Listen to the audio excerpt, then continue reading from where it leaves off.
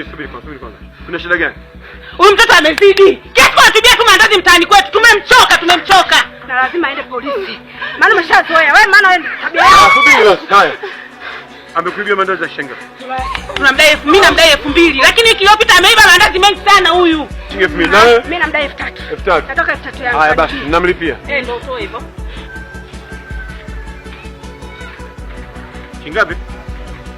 Basi tumeshakwambia 2000, mimi ameiba 2000. Na 3000. 3000 kaiba. Haya basi. Chukua shilingi 10,000. Wewe, unabaki sana. Haya, subiri, mwacheni. Sasa walipa. Wewe. Haya basi. Siku nyingine tutakomesha mtoto wewe. Yaani wewe. Basi mwacheni sharifa yenu. Siku nyingine tutampeleka moto. Sasa niache hilo lijini. Unabaki sana. Wewe, kiasi kuibia mandazi, kiasi kumwende.